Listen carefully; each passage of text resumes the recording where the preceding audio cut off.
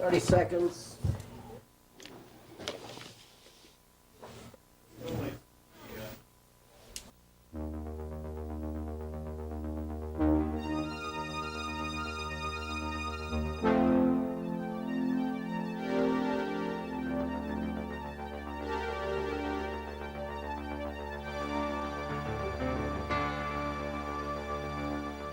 Good morning. I'm sorry to have to tell you there have been 7 more arrests of Haida Indians on Lyell Island today, bringing to a total of 65 those now involved in the law. And the contempt proceedings for the numbers charged with that offense is in Prince Rupert tomorrow. But what I want to say this morning is really quite serious. Premier Bennett blew a chance last night to inject the logical portions of his case into the national arena. Instead, after Mulroney talked, Mulroney, who's Bennett, as you know, went down to give expo tickets to Mulroney and Mila, a very desirable operation, I'm sure. But Mulroney comes out yesterday and says he's going to try and have a little chat with Bennett in Halifax.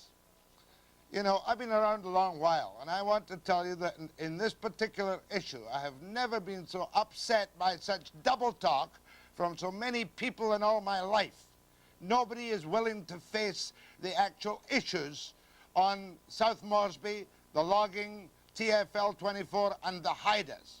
I know it's quite impossible for Bennett straight off the bat to sit down and say to the Haidas, sure, you can have the Queen Charlotte Islands. But what he should have said last night when he faced that barrage of microphones and cameras was something like this. Gentlemen of the press, will you please take a moment to apply some common sense to our problems in British Columbia?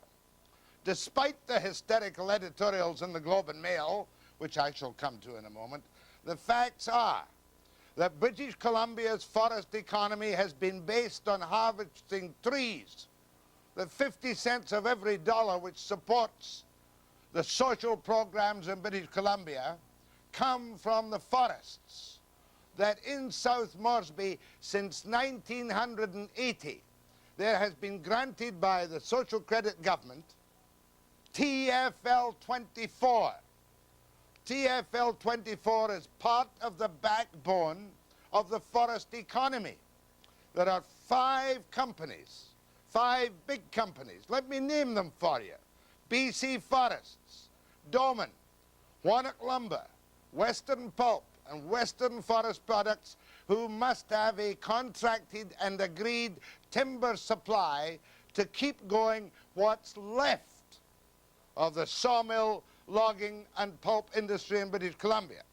And had Bennett been awake when the environmental protests started back in 1974, at least by 1980, he would have lifted the phone and said to somebody in Ottawa, Liberal or Tory, gentlemen, before you get too hysterical, we have committed TFL 24 to these companies, and they have spent hundreds of millions of dollars in modernizing the pulp mill up at Wood Fibre, and no logs, no jobs. And then he would have gone on to say, but gentlemen, we are not savages. We don't want to destroy South Moresby. There is an area there of 450 square miles which can be left totally untouched in all its primitive grandeur and beauty, including the UNESCO site, including De La Beche Marine Park, including the hot springs, including Anthony Island. And we are prepared to leave that and all that is planned and committed by the BC government is the logging, not of the 450 square miles, but another 110 square miles, which will be logged on a modernized cutting and replanting plan at half of 1% a year for 45 years. And we, the people of British Columbia, have as much concern for the primitive grandeur of the magnificent South Moresbys. But there is room for both. There is room for multi-use. And then when we come to Bennett's attitude in negotiating with the Haidas, sure, the Haidas at the moment are being unreasonable and unwise. And sure, they are relying almost entirely on the vague phrases in the Charter of Rights about existing Aboriginal rights. There must be a settlement with all the major native groups in British Columbia in due course. Now we come to the political double talk. Crombie talking about tromping his tiny little feet out here to negotiate. He knows damn fine he can't negotiate or mediate on behalf of this until a clear decision is made between the federal government, Mulroney, the great evader of any issue, Mulroney, and Bennett, another great evader of any issue. Somebody's got to tell the province of British Columbia that the taxpayers of Canada, if Moresby is to be protected as a national park, the taxpayers of Canada are going to do it. Now, before I get too deeply involved, I want to show you what annoys me about the editorial in the Globe and Mail yesterday, written by somebody who knows nothing about it. The first part says, the province will have aimed a serious blow at its own tourism industry, which is estimated to bring in millions of dollars a year to South Moresby, and which itself provides jobs for BC workers. Let me stop there for a moment. That's garbage. The tourist industry in South Moresby is a tiny little trickle. They had 482 people in the year 1982 who went up on commercially operated tourist visits. That's admirable and desirable. But the tourist industry in Sandspit and Moresby is next to nothing. And I want to tell you, the people of Sandspit and Queen Charlotte City and Skidegate and Port Clements and Massett are not looking forward to replacing $14 to $20 an hour jobs in the logging with $4 to $5 an hour jobs in the tourist business. We got used to a fairly high standard of living and good wages, and the workers of British Columbia are not prepared to say, thank you very much, Mr. Tourist, I'll work at $4 an hour. There is room for both. The other quote in the Globe and Mail, which annoys me yesterday's paper, says this. The second one. To resist, this is advice to Bennett, to resist declaring a moratorium on logging because other issues remain to be settled is illogical, almost perverse. For BC to stand by while the island is destroyed for future generations is indefensible. That is obviously written by somebody who knows less than nothing about the situation. A moratorium on logging right now would apply to Lyell Island. Lyell Island has been logged for 40 years. Lyell Island is not a primitive wilderness. Lyell Island is on the very edge of what is proposed as the primitive wilderness park. And the second part of that, for it to stand by, that's for us to stand by while the island is destroyed for future generations, is indefensible. If we're talking about Lyell Island, it is being replanted now and will survive, not as primitive wilderness. For the rest of the Moresbys, nobody in British Columbia wants to destroy the Moresbys lock, stock, and barrel. And that's why I resent these uninformed, hysterical pieces of garbage out of Canada's so-called national newspaper. There's one other issue I must mention, and that is, if Bennett had the power, or were to give the Charlottes, or South Moresby, or TFL 24 to the Haidas, what would happen? Would it be preserved as a park? No, it would not be preserved as a park. One of the good things, byproducts, is that the Haidas' actions on Moresby, on Lyell, and the attitude of their leaders separates them clearly and distinctly from the environmentalists. The Haidas would continue, in my view, to log.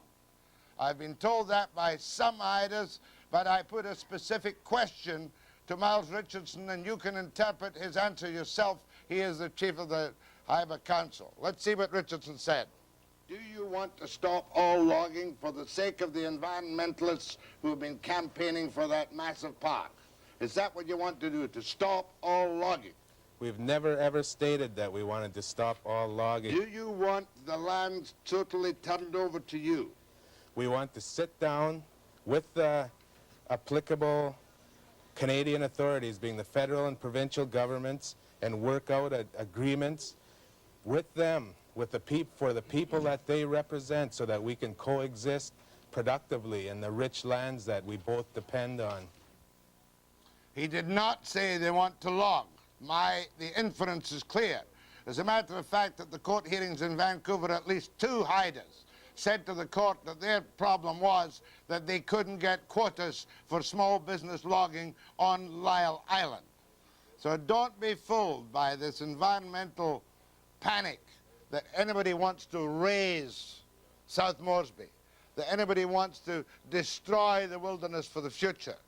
British Columbia has serious problems, and I just wish that the Attorney General of the province, Brian Smith, who says he won't negotiate until all the contempt proceedings are over, I want to remind him that in many labour disputes in British Columbia over many years, negotiations have gone on while court proceedings and while charges had been laid. And part of the settlements of each and every one of these proceedings was to drop the charges. I merely give him that as a reminder, although I don't suggest for a moment that the full extent of the law should not be applied on those, even MPs, who might be found guilty of contempt in defying the orders of the Supreme Court of British Columbia. My message is simple. There is room for both park and jobs in the Charlottes. That's one. Secondly, the weight of world pressure, and some of it I don't like, World Council of Churches, the Globe and Mail and all the rest of them, is going to make Bennett come out front and centre with a clear, succinct statement on when he is going to meet with the Haidas on some basis to diffuse the present somewhat hysterical situation. Now, having said that this morning, I've got to tell you what's on the program. First of all, we're going to interview, it's a pre-tape, with a man called Dubro on mob rule in Canada, about the Mafia. Secondly, and with the anticipation of some delight, I want to interview a man who has a hopeless task. Maybe not. Peter Pollen, the new leader of that formerly defunct political party, the British Columbia section of the Progressive Conservatives. We should have some fun with Peter. And then I sent my intrepid reporter, Mr. Schneider, down to find out, to ask a skill testing question of delegates to the BC Fed conference. What is the Australia Accord?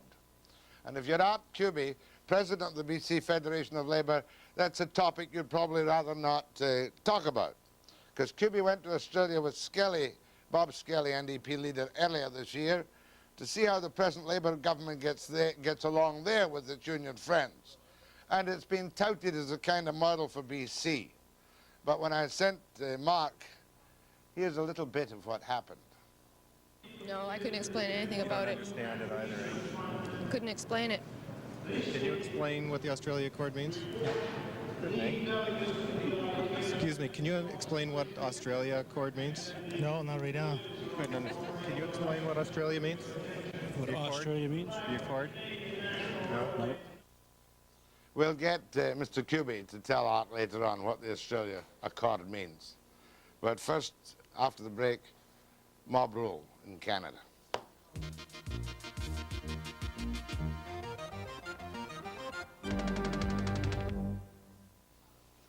Canadians, and certainly not on the West Coast, don't go to bed at night worrying about having their throats slit by the Mafia.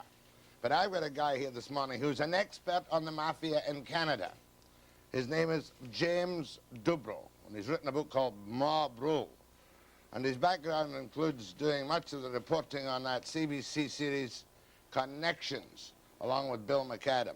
Now, Mafia, you're telling me that we have an organization in Canada run by Canadians of Italian descent who are direct partners with the mafia in the United States. Oh yes, and it's not just one group. There are many mafia groups in this country, and they've been here for a long, long time, since the turn of the century. But where is their mob rule? Well, they rule, first of all, within their own groups in certain areas, like in Toronto and Montreal and Vancouver and some southern Ontario towns.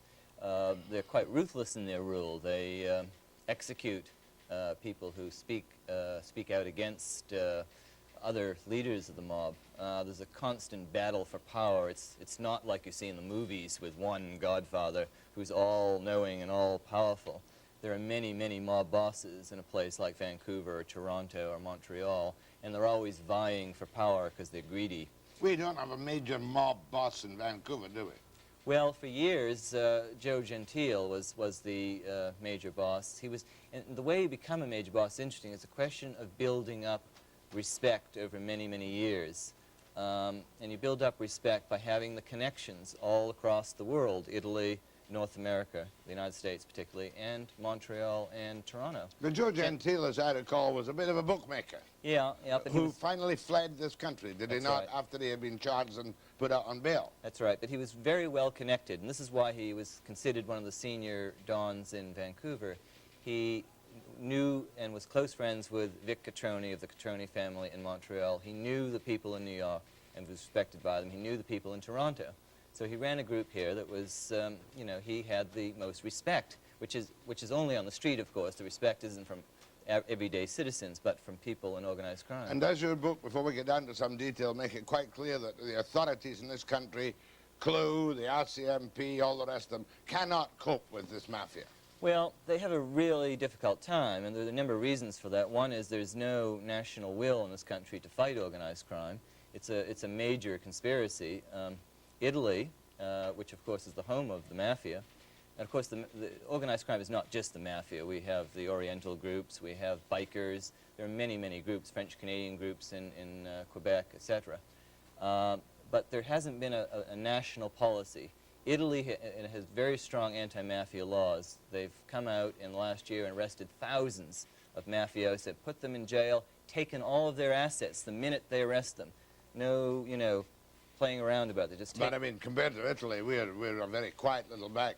Well, not so Well, quiet. no judges get shot here, no crown attorneys get shot here. We had a lawyer, a very prominent criminal lawyer, shot and killed in Montreal less than a month ago. His name again? Frank Schufi. He was working as a lawyer for various members of the Catroni family and was getting involved socially and in business with them too, which is a problem. So you reckon that was a mafia execution? Well, we don't know that yet. But there were 2 mafia executions in Toronto less than 2 years ago, followed by, you know, in 3 weeks' time. Paul Volpe and Dominic Racco were murdered. There have been innocent people killed by the mafia. It's not just, you know, mafia people killing each other. Unfortunately, Tell me why Volpe was killed. That's a name that we know on the West Coast here. Why and where he was killed? Well, he was killed in Toronto. His body was found stuffed in his car. He had expanded his activities to the point that he was making massive inroads into Atlantic City, New Jersey, through land deals. And certain people in the mob in New Jersey felt that the Canadian mob was getting a little too heavy in their own territory. That plus the fact that he had some problems that he had ripped off, as mafia people often do, people who invested money through him. And the Catroni family from Montreal was moving into Toronto in the boxing area and the exotic dancing, as they're called, topless. And Volpe, it was felt, stood in their way. So for a number of reasons he was murdered. Also, and most importantly, which is a name out here. Familiar on the West Coast. Yes, the family, which is one of the most violent mafia families. They grew up in the mafia, these guys. Their father was murdered in Calabria in the 40s before they came out to Toronto.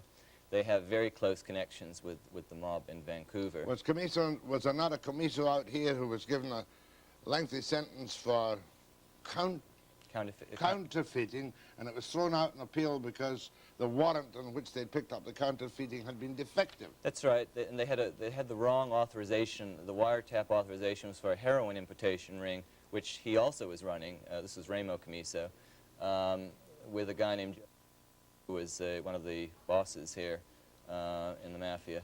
And because it was the wrong authorization, it was thrown out, Joe. What happened to Camiso in the final analysis? Camiso is now in jail, but he's only in jail for 8 years for a number of murders and extortions and bombings. He pleaded guilty to one of the plots to kill Paul Volpe. He hired a hitman to kill the mafia boss, Paul Volpe, and the hitman, unfortunately for Camiso, was working for the RCMP, and they taped both Remo and Cosmo Camiso giving orders about the killing. He left this country, did he not? Who was... Never convicted of anything. Oh, yes, he was convicted of extortion and also of fraud. And he, like many mafia leaders in this country, and this is a very interesting process, got involved with political and judicial figures. Paul Volpe always used to pride himself on working on various election campaigns, of getting to know judges, of being able to use that on the street, you know, to show that he had power. Well, Joe was doing that too. As you know, he drove a Rolls Royce. We, when we were working in Connections, filmed him meeting with a very senior judge in the province here. I think you know who he is. But you're not suggesting that in any way, shape, or form the mafia rules on the West Coast? No, I'm not suggesting that, but I'm suggesting there are a lot of things that should be looked at, and I think a Federal Royal Commission might look at things like the association of major judges and politicians with mafioso. I think if the public knew about this, they wouldn't tolerate it. You didn't run that on Connections, did you? Not the footage of the meeting. More with James Dubro after the break.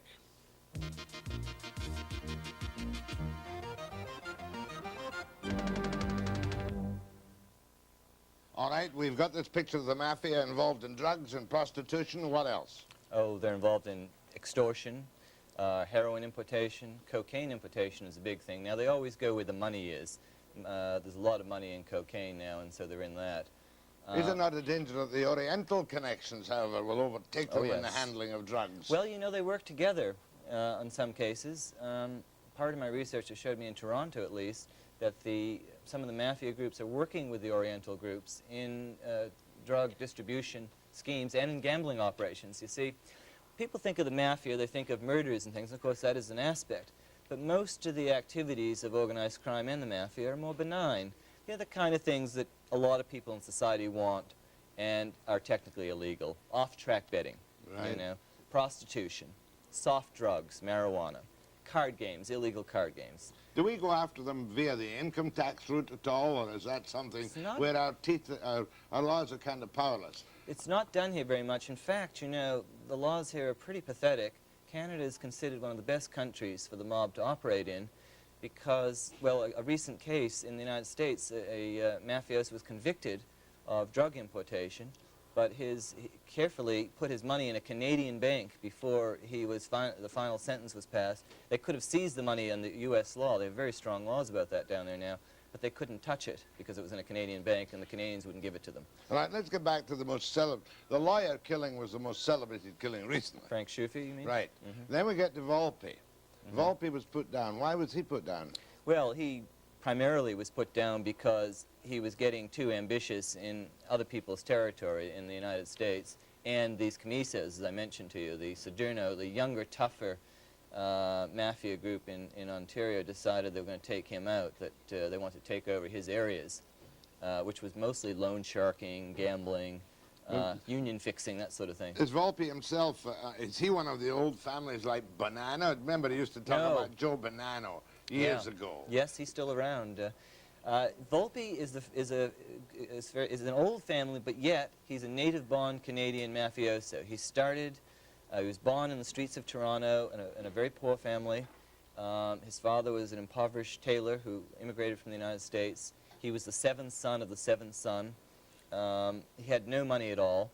They had a family bootlegging business in the 40s, and he was the delivery boy. He was a nothing. He made a decision to go into the organized crime, and he chose the mafia and the mystique of the mafia. He went down to New York City, met Bonanno's follower, Vito De Filippo, the chief lieutenant, who tutored him in the ways of the mafia. He came back, went to Vic Catroni, the godfather of Montreal, was given his blessing to start a family in Toronto. There weren't too many families in Toronto at the time. Most of them were in Hamilton, Ontario, in southern Ontario. He went down to Buffalo and got the blessing of Steve, the Undertaker Magadino, the boss down there. And then he slowly started a group, building up the connections and respect.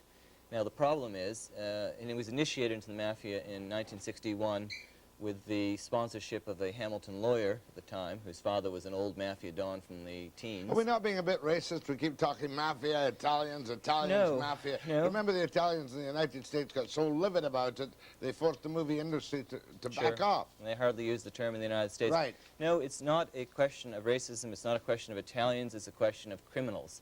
And I think the person who made that statement most eloquently was the Pope himself, Pope John Paul II.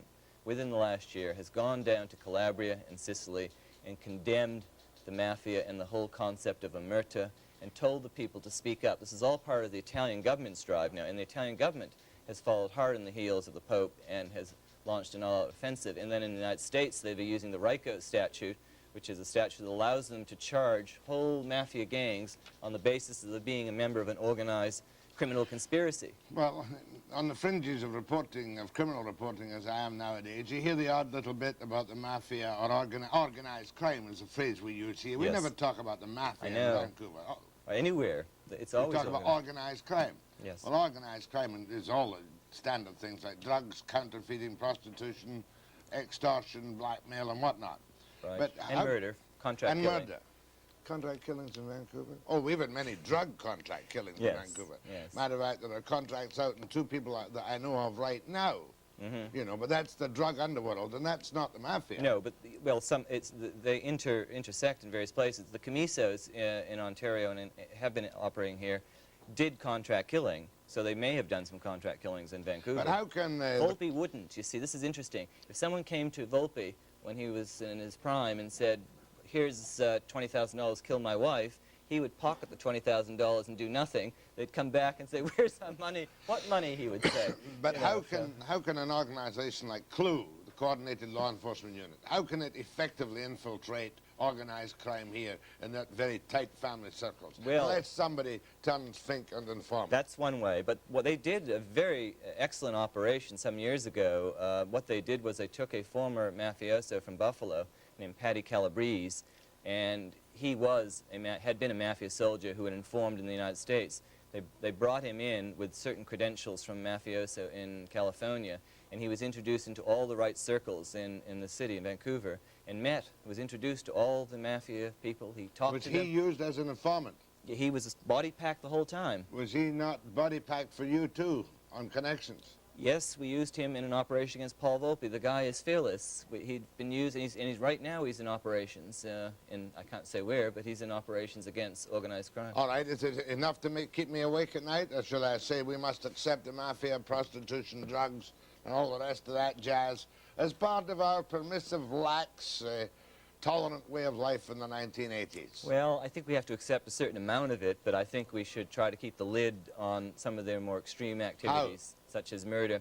Well, I think you need an all-out effort in public education. I think you need to expose corruption of public officials. I think you need to freeze the assets of criminals, take their money away when they're thrown in jail for murder, and then come out 4 years later and all their money, all their business and money is intact. It's pretty ludicrous. We know perfectly well that the Cuban or whoever operates the Colombian Mafia have taken over banks and almost states in the United States, don't we? That's right. We should look at capital punishment for mafia leaders and organized crime Do leaders. you believe it's that bad? Well, I don't believe in capital punishment. In this case, when a guy is sitting at his desk ordering executions like you or I order a pizza, I think you have to look at the possibility of taking his life. Do you ever get the funny feeling in the back of your neck when you're doing your investigative searching that somebody might have their eye on James Yes, well, sometimes Dubro and his mob rule? sometimes the people imply certain things, but they don't generally go after reporters. They have enough trouble in their own organizations. And But if you rival- are found dead with a bullet hole in the back of your neck, I'll know the Mafia has done it. Yes, well, I hope that would increase public awareness. I don't want you to sell your book that way, please. My thanks to James Dubro, Thank you very much. mob rule expert. I'll be back after the break.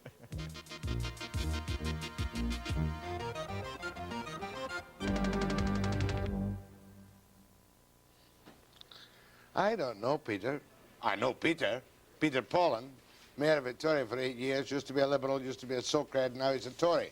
You're going to start that way, are you, Jack? Well, I've got to start some way, Peter. I mean, here you are, a reasonably intelligent man, successful in business, 57 years of age, handsome, dapper, and full of savoir-faire.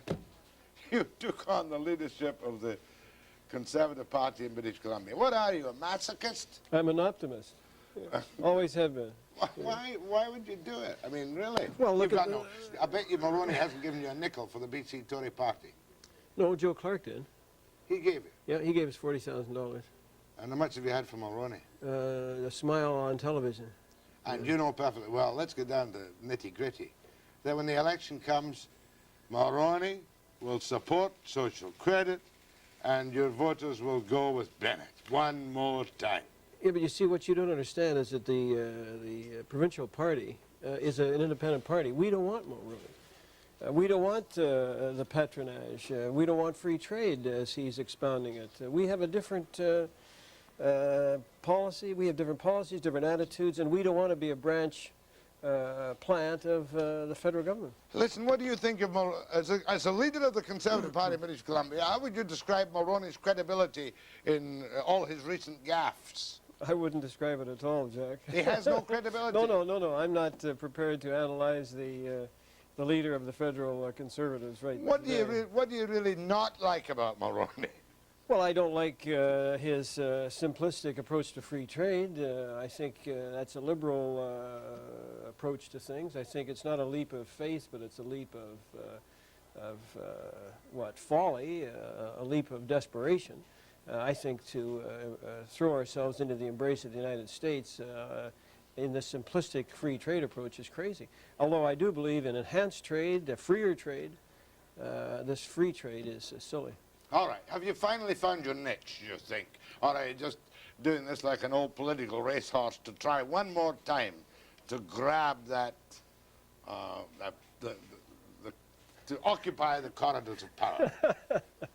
Well, what I'm and my colleagues, membership, are trying to do is trying to desperately to save the province from the Bennett dynasty and the rather fuzzy-haired thinking of fuzzy-headed thinking of the NDP. The NDP hasn't got anything to offer. I've read their policies a couple of times, and the only policy the Socreds have got is keep the godless socialists from the door. And we've got to start defining where we want to go. You know, the Chinese have an expression, if you don't know where you're going, any road will do. We're taking any road. Lyell Island, South Moresby. We've got to have a definition of our problems here and go for the solution. And this is my crusade. Well, okay, let's take Lyell Island first of all. How would you define the problems faced by our charismatic Premier, Mr. Bennett? Well, first of all, he should be a communicator, Jack. And he's got to communicate what the problem is. You've come as close as anybody to define what the problem is, but in the case of Lyell Island, it's not environmental, as you were saying. It's Aboriginal rights. And the first thing you've got to do is you've got to sit down with these people, with the federal government, and find out what they want, what we're prepared to give. In my opinion, the Indians own the whole of British Columbia, with the rest of the population. We all own British Columbia. And we can't start saying, well, you can have part of this great province and you can have part of this. We've got to start thinking collectively. Are the Indians entitled to any of the, quote, existing Aboriginal rights laid down very woolly in this benighted charter? Well, I've read the charter, and it doesn't say very much about it. All Trudeau did when he put that in. And don't forget who agreed to it. Who agreed to it? Mr. Bill Bennett agreed to that Constitution. But he said to himself, existing Aboriginal rights, there are no treaties in the main, so therefore existing Aboriginal rights are nil, so therefore I'll sign it. Right? Well, again, that's fuzzy thinking. But that was his thinking, Oh, I'm sure. if he thought about it at all. I doubt if he thought about it at all. I doubt if he read the darn thing. But he agreed to it with Trudeau, and now we've got this, it's in a sense, millstone around our neck. But I think we've got to sit down and discuss it. Obviously, we're not going to give the province to one group, or indeed part of the province to one group. But we must define what these Indians are after, and surely one of the things they're after, Miles Richardson said it, is, if at all possible, a continuation of their way of life. Now, I think they've got to adapt to the modern world, but on the other hand, the modern world has got to adapt to them a little Oh, too. come on, continuation of the way of life. Sure, there's lots of good Haida carving and lots of good Haida culture. But one of the guys on the picket line picked up $500,000 in a raw herring fishery in the last season.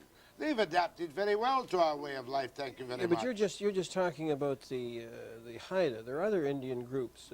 Let's go out of the province to, say, James Bay. The Quebec Hydro has just overwhelmed this group of people and destroyed their way of life. I think we've got to be sensitive to that. And But then what I'm really trying to say here is we've got to sit down and communicate with them. And the Premier is not a good communicator. That's putting it mildly, That's to putting say it the mildly. very least. Neither is Skelly much of a communicator either. Between the two of them, they should confuse every conceivable issue in the House, should they not? That's right. That's why we need some alternatives. I note with interest in my carefully prepared research that a Sun editorial called you, Peter Pollen, leader of the BC Independent Tory Party. You don't call it the Independent Tory Party. No, but we are independent.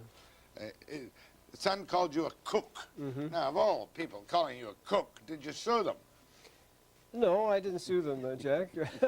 Why did they call you a cook? The K-O-O-K. Sun editorials also said we should send all Orientals back to whence they came, you know.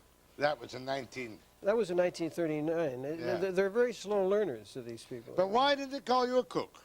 They called me a kook because I said that the vagrancy laws were destroyed by the Liberal government of Pierre Elliott Trudeau. And it was destroying our downtown because we couldn't control the Prostitution. Well, prostitution and vagrancy in the downtown areas, and the people were flowing to the shopping centers. And I said that obviously one of the groups responsible for this in the country would have to be Mr. Trudeau and his French Canadians. And then I went on to say, and I should have stopped there, I guess, was that the French Canadian definitely had a different attitude toward sexuality, not a different morality. Different attitude. But a different attitude. More tolerant than the WASP on the West More Coast. tolerant than I the mean- Scotch Presbyterian. Don't include me with your reactionary views, but you, after all, were the mayor of Behind the Tweed Curtain, and you said Trudeau had not only emancipated the sexual deviants of this country, but has gone a long way to enshrining them in the social structure. That's correct. That's great. Yeah. So the Sun called you a cook. Kook, that's right. Well, the Sun's past record is kind of difficult to look at, I'll tell you. I'm going to, let's put you up to people. Here is the man who wants to take over the government of British Columbia in the next election. I'm volunteering to do so. You are a masochist in this province. You have at Peter Pollen. Give him encouragement if you want to, or discouragement if you feel so inclined. But he's running the BC Conservative Party after the break.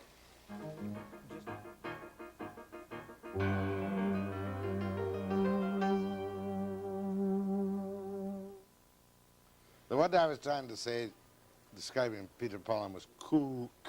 K-O-O-K. Is that better? Not cook. Not cook. Cook. Okay, let's go for it, Peter. Go ahead, please. Yeah, good morning, Jack. Mr. Pollen. I have a question for Mr. Pollen. I would assume that his natural constituency in this province would be the business community. And I wonder what Mr. Pollen thinks of the deafening silence from the business community on the fact that our provincial debt has increased from 1975 at $4 billion, or even less, but people are throwing the figure of $4 billion around, to what is now $18 billion. I hear absolutely nothing from the natural constituency of what I would think would be the BC Conservative Party. The Edgar Kaisers, the Jim Matkins, the Peter Browns, the Marie Peasants. We hear absolutely nothing, but of the 83 election, they were front and center, these people, on all the televisions, big rallies downtown, keeping the socialist hordes out from the gates. But now we hear absolutely nothing from these people. I wonder what you say in your speech to this constituency, okay. and what they say back to you. Let me even sharpen it even more. What do you say to the Murray Pesums, the Peter Browns, the Nelson Scalbanias, the normal, natural supporters of both business and social credit? Hey, that's exactly right, Jack. They're natural supporters of social credit. Our constituency is the thinking man of British Columbia, the small businessman, not the speculator, not the rapacious entrepreneur, but the solid, quiet money, patient money, plus good conservative union people. Okay, and the farmer. As far as the debt going from $4 billion to $18 billion, I think it's one of the and I think the caller was right, it's one of the greatest criticisms that we could make, is that I'm the good. business community of the province is not stepping forward and saying, hey, we've got to do something about this deficit, we've got to do something about the provincial debt, the growth of the provincial debt is astronomical, and this is really a sound One more criticism. question. All right, Oh, I've keep got it one more short. question on that. And that's even 2 days ago, the provincial cabinet passed an order in council to borrow $375 million for the Coquihalla Highway, $200 million of which had already been approved the day before it even went to cabinet. Now that's $375 million. People keep asking, well, where's the money going to come from the NDP to fulfill their promises?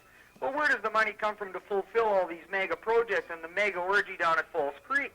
It's all borrowed money. It's part of that $18 billion deficit that we have in this province. And it's the responsibility of yourselves and people like yourselves and Jack Webster, I need say, and people in the business community to raise these issues. That's $18 billion that we've mortgaged our future generations to. Get on with it, Jack. You sit there and smirk, but you're the one that should be out there in Lyell Island. You're dead wrong on it. I'll cut him off. Good call. Thanks very much.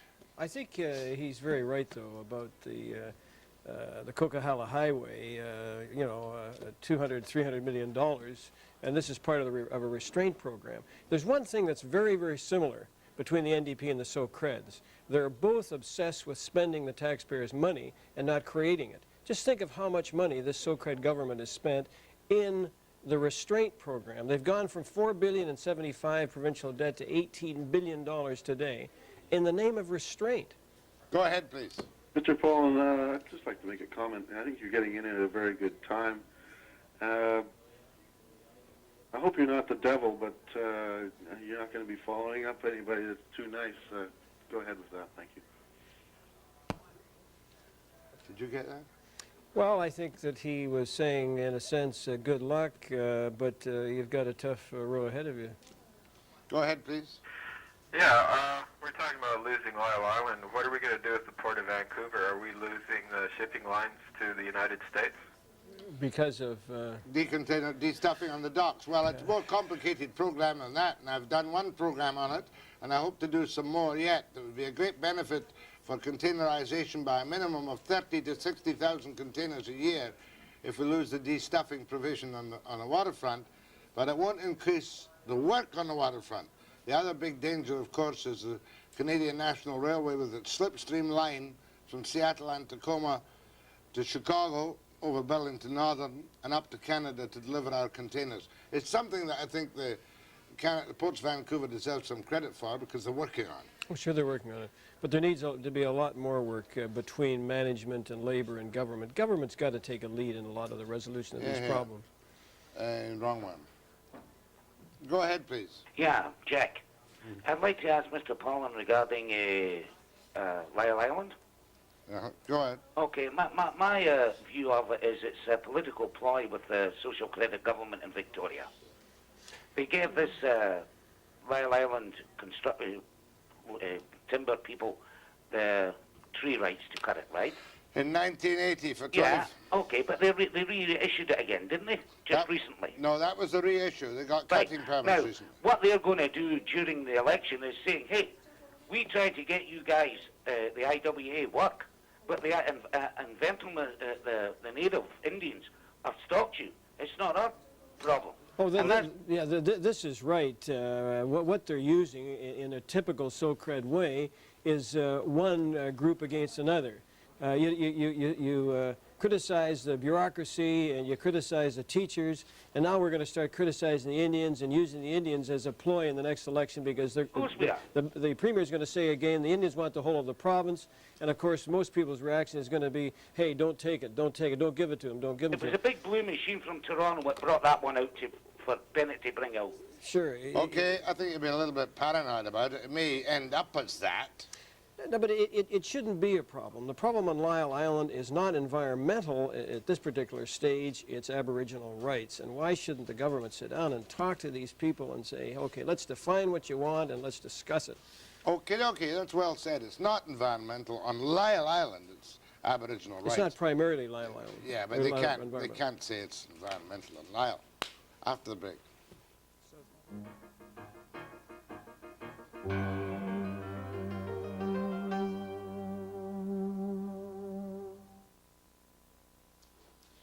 Peter, give me your short summation of the state of the BC economy and briefly what can be done, if anything, about it. Well, I think the BC economy is bordering on disaster. But on the other hand, I think, you know, like in the hockey games, the hockey coaches, when the things get tough, the tough guys get going. I think the opportunity in the province with its incredible wealth, its power, its water, its forest resources, its minerals, its fishing, how could we lose compared with a country like Japan who has virtually nothing except dedicated people?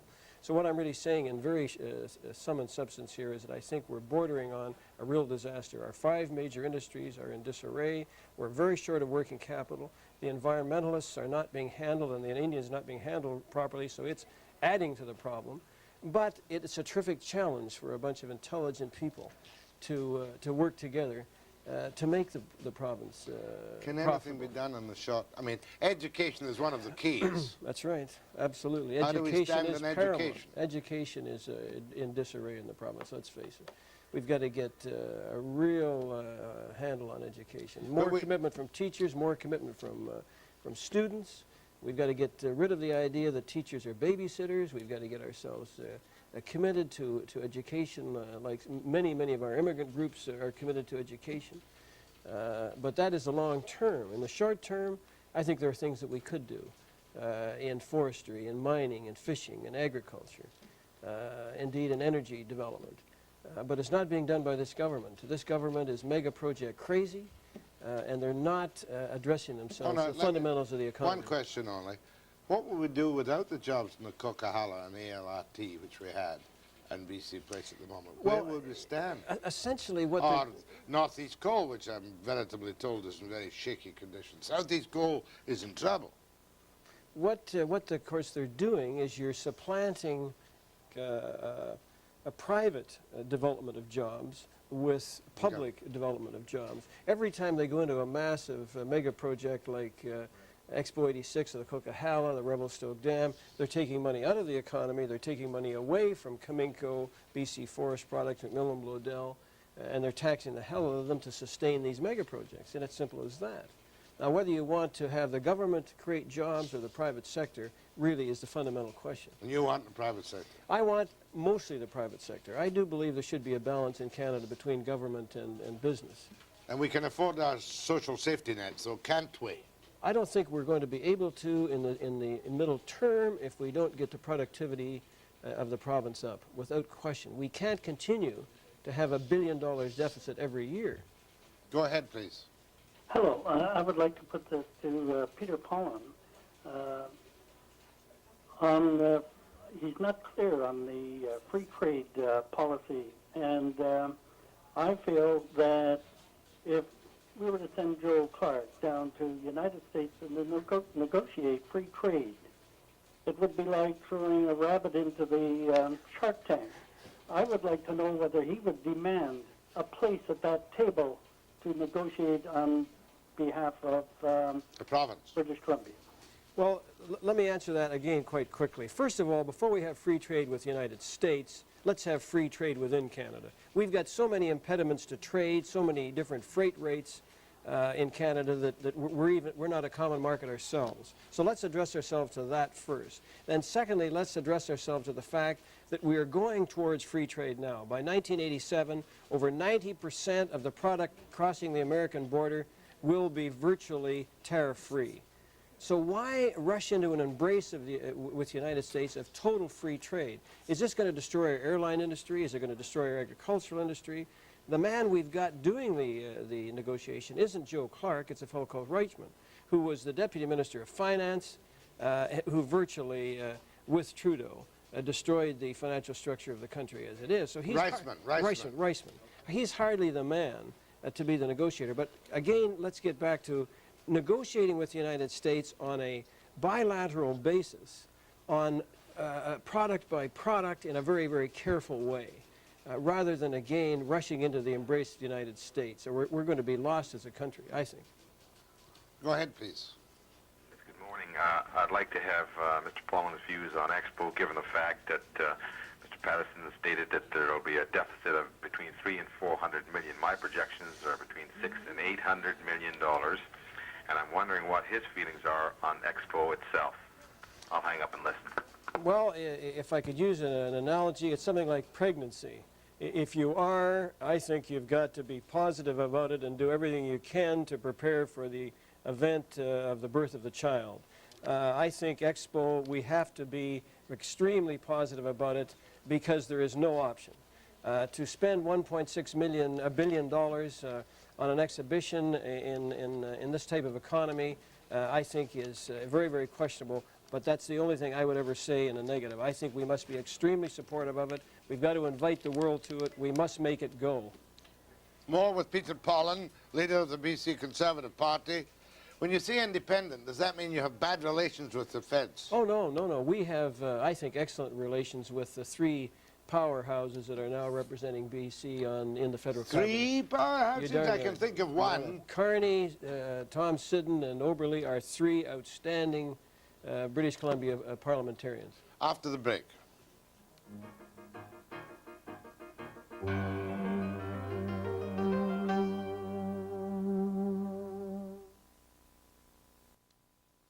Call from Victoria, maybe friend or enemy? Oh, it'd definitely be a friend. Go ahead, please. Yes, well, I was a friend until you started blasting Mr. Trudeau's vagrancy laws and his good work in civil liberties. Now, Mr. Pollen, when you were mayor of Victoria, you were also you're like the head of the Victoria Police. So therefore, you're partly responsible for this audio-visual bugging of a motel room in this silly top hat thing. Well, just a minute, please. Just a minute. Got a point. I don't know I'd like to answer. if the Mafia was involved in this, but I don't think there's any threat to national security. I don't think anybody was being harmed, so why is police energy and our money being squandered kind of shamefully like this? Good question. Now, just a minute. You want the hookers off the streets, so they do it this way. Well, I don't care what they do, but you're kind of a little ambiguous there. Your question It's conservatives like you that are butchering human rights across this country. And I don't think it's very nice. Let me answer the question. As a person, I wish you health and happiness. As a businessman, I wish you good luck. As a politician, honestly, I hope you fail. You are a good leader for the Conservatives. And thank you very much. I'm not really looking forward to your response. Thank you, sir. And thanks for your program, Jack. My pleasure. This editorial comes to you free of charge. I think he made a good point, and I'd like to answer it. I think he made an excellent point. I think to use police manpower when there's a demonstrated shortage, according to the chief of police of the city of Victoria, to use this manpower to have men peep through peepholes and take video pictures of people doing naughty things is crazy. I can say this with a certain amount of embarrassment. I had absolutely nothing to do with the initiation of this top hat surveillance, and I don't really think it's appropriate. All it has done is given the newspaper, the news media, a lot of titillating gossip and story material to arouse the curiosity and lasciviousness of the population. I think you're absolutely right. I don't think they should be on it. I think they should be employed in a different way. Rather than peeping through holes, they should be cleaning the vagrants and the prostitutions off the street and giving them some area to go and maybe some meaningful work to do. Red light district for Oak Bay. Oh, I wouldn't put it in Oak Bay, Jack. No, because you live there. We'd put it on Salt Spring Island. No. Yes. Salt Spring Island is How do you know we don't have one already? Well, I just hope you don't. My goodness gracious me. Talk has become so bold since I entered the radio business 1,000 years ago. Scotch Presbyterians are... We shrink like shrinking. violets. Absolutely. We're good double-standard hypocrites. That's what we are. Go ahead, please. Yeah, good morning, Jack, and good morning, Mr. Paul. Good morning.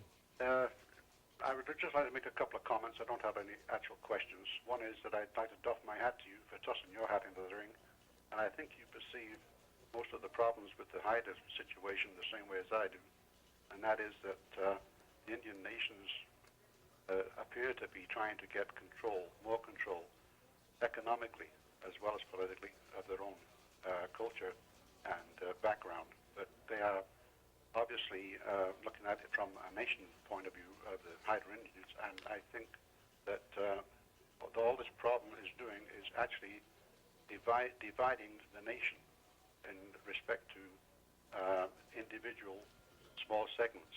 Yeah. Oh, That's fair enough, Chad. Good observation. Very definite. Go ahead, please. Good morning, Jack. Morning. Peter. Good morning. Peter, I heard on a local newscast a few days ago, and I'm just wondering your views and opinion on immigration on the federal level. I heard they say they're going to allow 115,000 immigrants in next year. We brought it up from 95 to 115. Well, give or take. And I just wondered, with unemployment as it is in BC now, what are your views on it? I'll hang up and listen. Well, my views on it are that the whole approach of the federal government, again, is too simplistic. What they're doing is trying to compensate for a declining birth rate and a declining population. Projections are that by the year 2030, if the trends continue, the population of Canada will be below the 20 million mark. So what they're trying to do is compensate by immigration. I think it should be looked at in a much more macro sense. And indeed, how do we encourage family units? How do we encourage women to have children? And one of the answers to that, of course, is to provide universal daycare centers. Now, you know, they do it in Europe. A lot of people think it's socialist, but rather than just have open the floodgates to immigration, I think we should have immigration. The country was built on it. But I think rather than trying to open the floodgates of immigration to compensate for a declining birth rate, we should have a balanced approach for it. We should have encouragements, incentives for family unit development and children. Well said. Go ahead, please, mister. Go ahead, please. Yes, thank you. A couple months ago, Peter, you were seen nuzzling up to Bill Vander Zalm. I was curious as to how your feelings are about his ideas in a man and what he could do for your party. Well, I would like to tell you that Bill Vander Zalm and I are great friends, and I would say that we're friends. I don't know Bill Vander Zalm very much. All I know now, after having visited him, he is without a doubt one of the most interesting politicians. Do you want him, said he was respecting your party? We want all men of goodwill that are committed to the betterment of the province. I think the man is a very hardworking, industrious, honest person.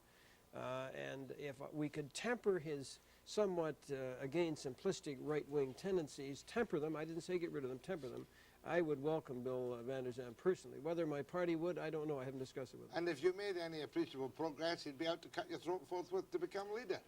Well, I'm not one who thinks that the leader of a political party is there forever. If there are people that would like to be leader of the Conservative Party, we're a very democratic party. All I have to do is come and say, hey, I'm going to oppose you, and I would welcome with open arms. No problem at all there.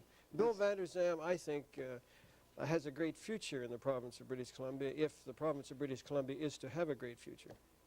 Well, I want to doff my hat to you, too. Any man that takes on the leadership of a political party today, one without much resources, out of political principle or desire to help the mess, deserves a hell of a lot of credit. Thank you, Jack. It's the money.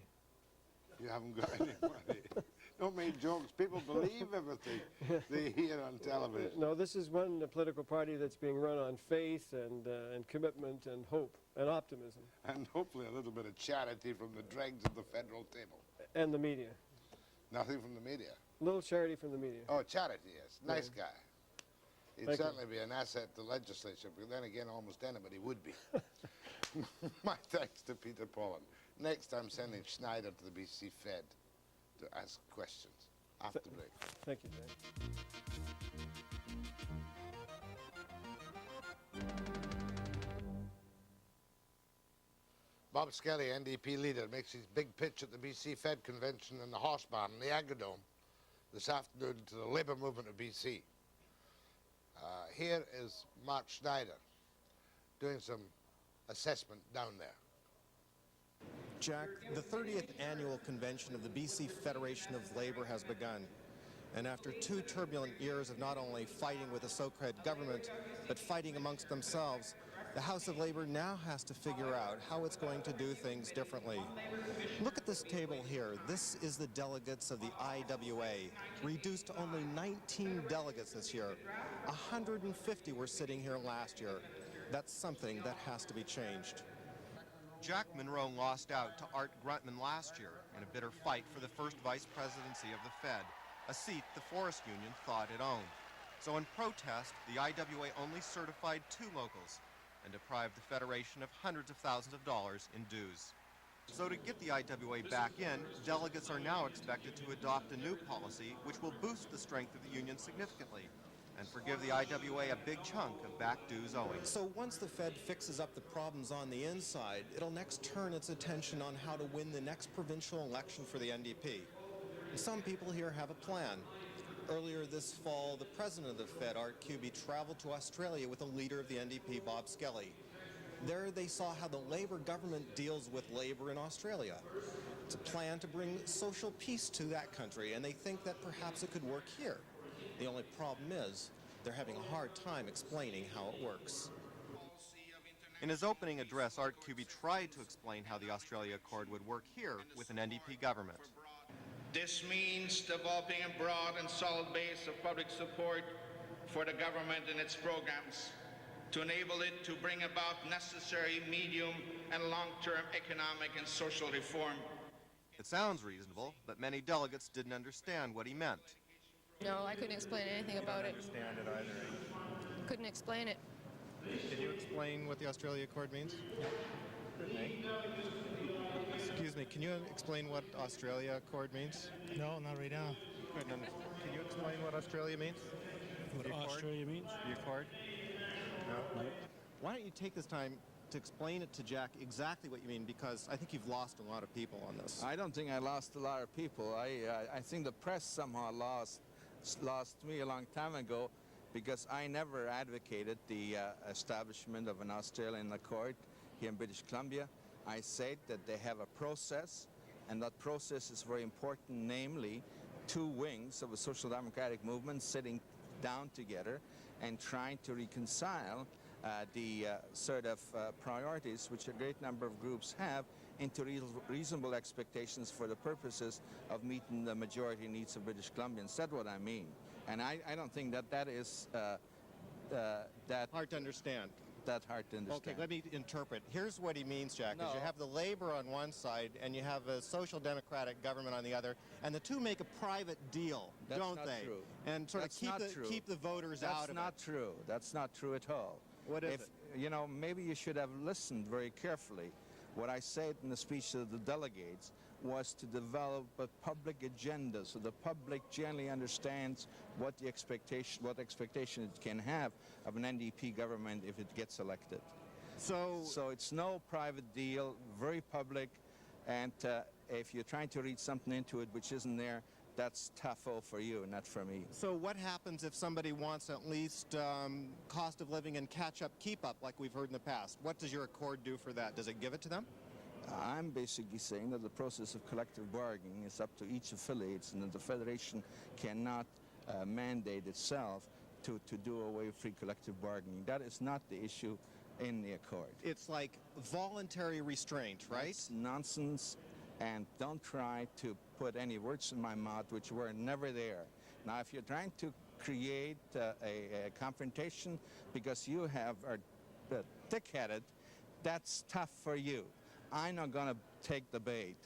Jack, I hope you understood that. Do you want to give Art one more time to say it, perhaps in one sentence? Okay, what is your plan?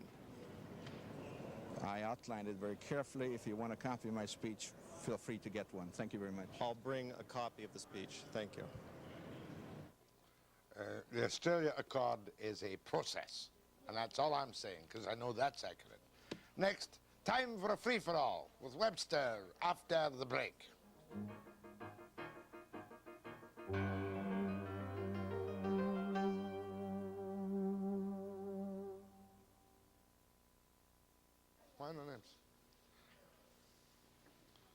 I feel like a switchboard operator sometime. Hold the line, please. I'm sorry, he's in a meeting. Go ahead, please. Yes, hi. Hi. Yeah, I want to say basically that the Lyell Island issue is like the Falkland Islands. Now, here's the Argentina. They want that island back.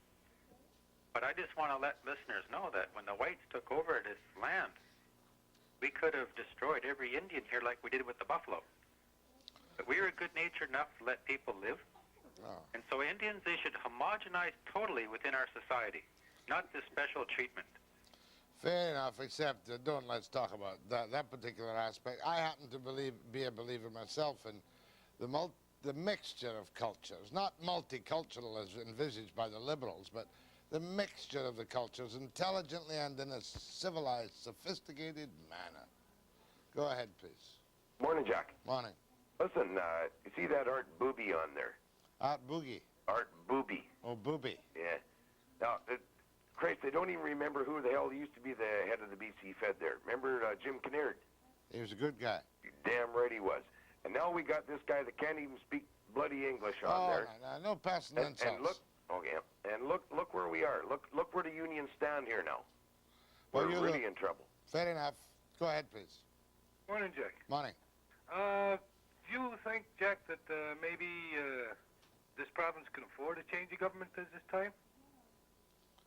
What do you mean can afford to change the Well, I government? mean, you get the Liberals that were basically giving everything to the province. They fill their own pockets. And now you change the government over to the Conservatives. Now the Conservatives turns around, they're filling their pockets. Now, if we do that same thing with the province here, the NDP were out so long now that they got to fill up their own pockets with the pockets. Hopefully one of these days we might see a decent, sane, middle-of-the-road government of some colour which does not cause this province to be polarised into two camps, whereby otherwise reasonable people are forced to vote for a party they do not like or want because they're afraid of the other party even more so. But that will not happen until social credit is eventually defeated as it must be.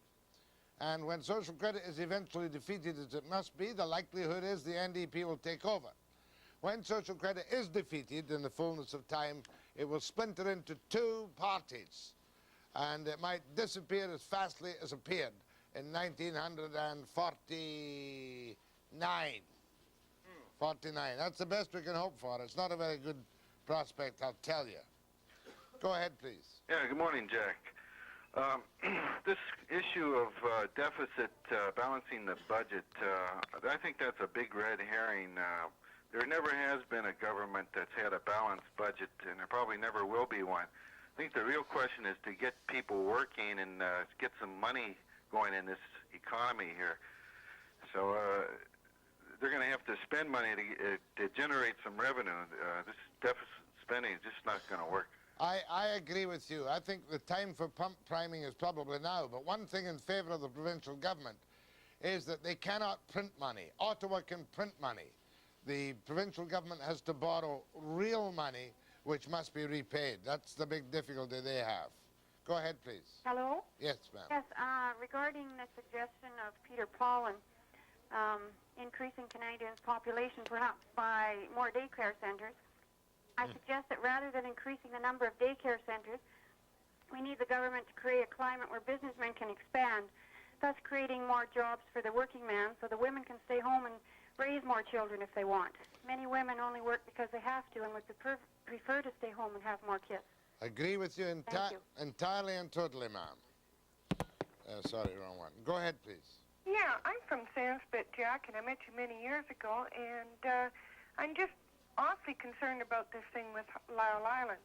And I've talked with many of the Haidas from the other side, and a lot of them don't agree with Miles Richardson and the rest of them, and they're being pretty well told exactly what they're to do and everything else, and I find it really sad.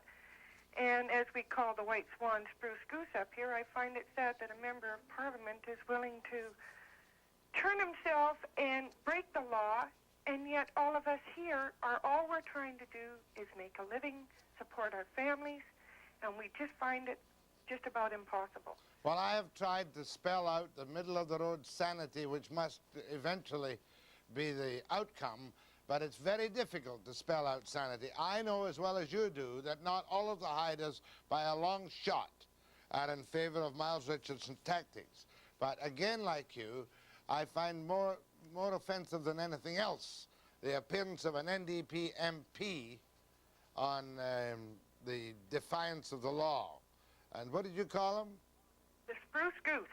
Oh, not the white swan. Oh, no, no, no. I We called call him- him the spruce goose. I called him the lame duck. You call him the spruce goose. We also found it very sad that Jim Fulton, while he was over in Rupert, didn't seem to have the guts to come over here to the islands and talk to the people here about the issue at hand. He is totally avoiding us, which I find another very sad thing about the NDP.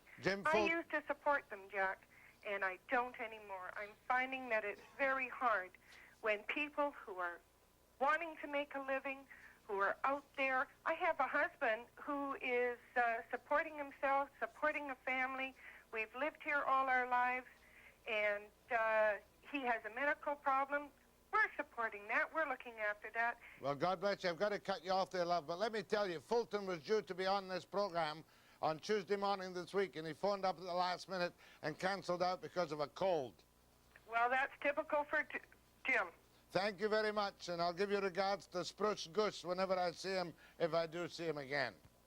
And I'll be back after the break.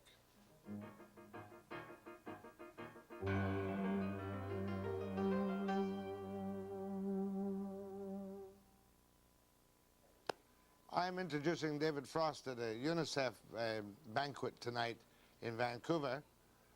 That's the David Frost, the man who has interviewed every important biggie in the whole wide world. And he's going to be my guest on the program tomorrow morning. I suspect we shall find him quite fascinating. It's at the Four Seasons Hotel Ballroom, 6 o'clock tonight, $75 for Friends of UNICEF. And I'm very grateful, too, for attending to my program this morning. I shall be back tomorrow with Frost and Frost at 9 a.m. precisely.